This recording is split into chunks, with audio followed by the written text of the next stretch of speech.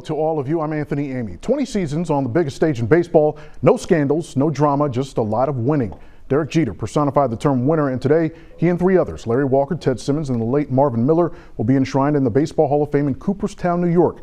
Captain of the last New York Yankees dynasty, Jeter led the Bronx Bombers to 5 World Series titles, including 4 in a 5-year span from 1996 to 2000. Speaking of greatness, it was on this day 64 years ago when Althea Gibson made history in the sport of tennis. September 8, 1957, Althea Gibson became the first African-American to win the U.S. National Championship, which is the tournament now known as the U.S. Open.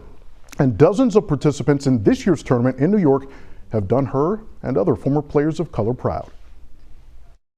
Perhaps it is fitting that the USTA Billie Jean King National Tennis Center hosted a very diverse U.S. Open. In years past, the Williams sisters, Venus and Serena, ruled the courts at Arthur Ashe and Louis Armstrong stadiums.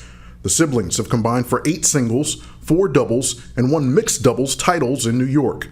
The history of African Americans shining under the bright lights of that tournament is proud, as Althea Gibson was the first African American to win it in 1957.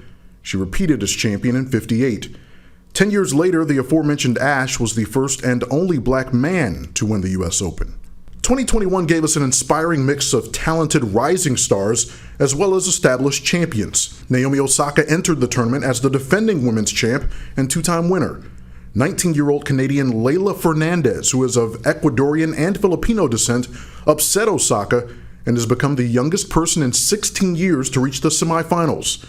17-year-old Coco Gauff was seeded for the first time in this event, reaching the second round, where she lost to 2017 U.S. Open champion Sloane Stephens.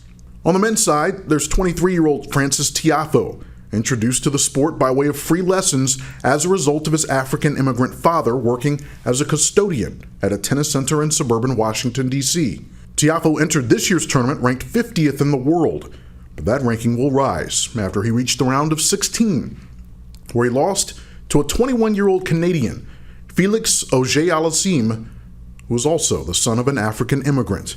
Auger-Aliassime advanced to the tournament semifinals. It has been one exciting and diverse U.S. Open, and when it comes to diversity in college football, particularly the Deep South, some say no one helped that become reality more than Sam Cunningham. A running back for USC in the 1970s, Cunningham's performance in the Trojans' win at Alabama in the 1970 season opener forced the Crimson Tide's fan base and administration to embrace the need for black players on the previously all-white Alabama team. Sam Cunningham died at the age of 71.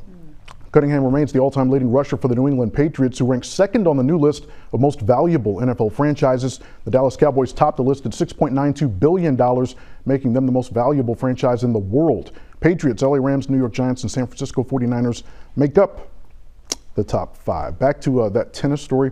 It's been so much fun to watch, Deshani. Even though this is the first time no American man or woman made it to the quarterfinals ever. And that tournament's been going on since the 1880s. Still a very interesting ride. And of course, we saw there are a couple of people to root for, such as 19-year-old Leylah Fernandez. Yeah, she was killing it. Just turned 19 on Monday, by the way. That backhand, boom, impressive. Yes, very much so. All right.